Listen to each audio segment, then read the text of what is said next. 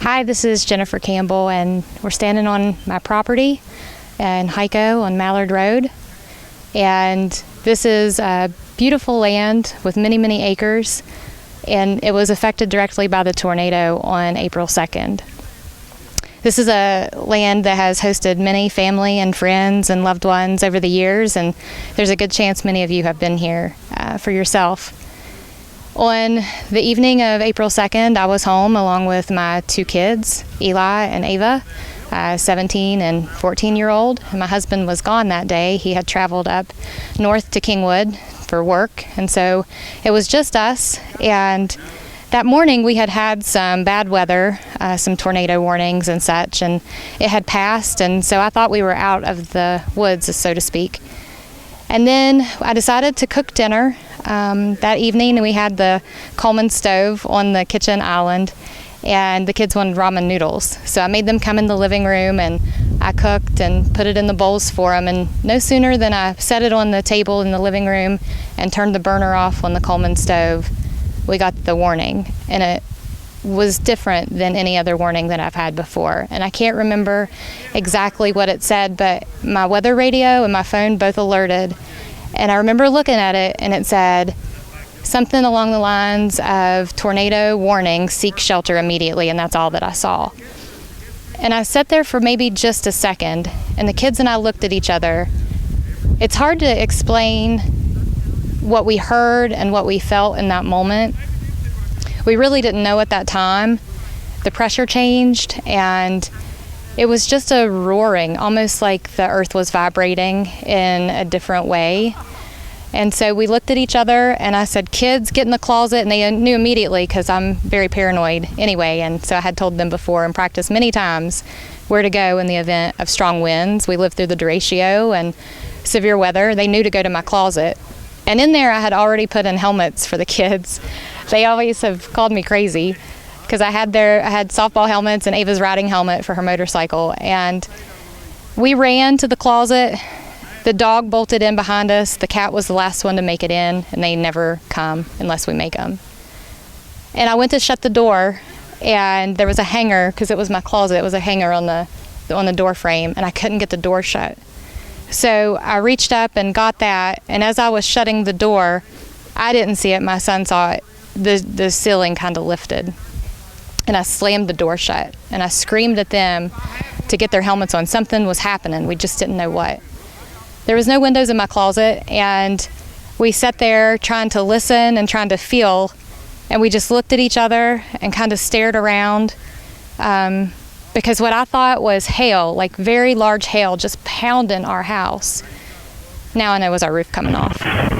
And what I thought was heavy, heavy rain hitting the front part of our home and to the side where we were sitting. That was the tornado. But I didn't know it then. And as we were sitting there again, probably this all occurred in 30 seconds, 40 maybe. It felt like we were just wobbling, like the floor was trying to come out from underneath us. And I just thought, I'm panicking, because we were in a confined space. But now I know our house was shifting, and the roof was trying to come off. And it's just amazing and humbling to sit here and think about now. And so it passed, and we sat there for a second, and it was just complete silence. And then a huge bang, and maybe the bang came before the silence, I really don't know. But we just looked, and when it was all quiet and we heard nothing else, I opened up the closet door, which was into my bedroom, and then I went through my bedroom, which, as I come out of the bedroom, it looked toward all of the back. I couldn't see anything because my whole roof of my back porch was covering the windows and the doors, and I thought, man, that was an older roof anyway. I hated to lose that in that windstorm, but dang. So that's what I thought. That's all that I thought. I couldn't see anything back here. And then my blinds were closed because I was afraid of shattering glass already from earlier in the morning if we had a derecho type event. And so I couldn't see anything out the front.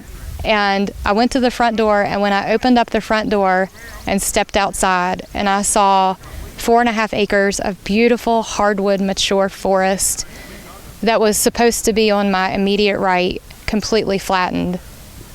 That's when I lost it. And I'm usually pretty strong for my family. But I think I just started screaming.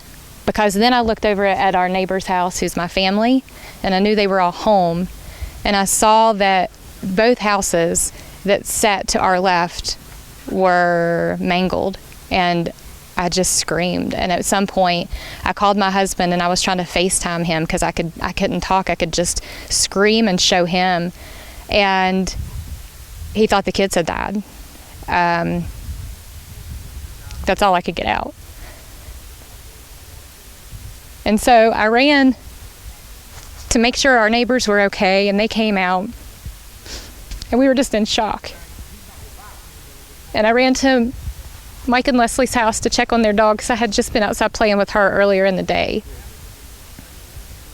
And I just stood in awe of what was around me. I still stand in awe.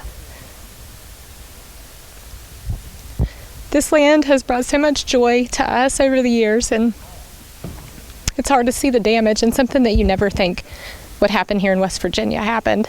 And it's unbelievable. And until you come around that turn and you see the destruction that happened in probably 40 seconds, and from the time of the warning until everything happened was maybe a minute, it just puts it all into perspective. And as I sit here, even in my mind now, and I see everything that happened around me, I just picture the hand of God over the roof of our home, holding it down, because that's the only way I can describe why we're still alive, is because of the grace of God and what He did for us, because we should not be here.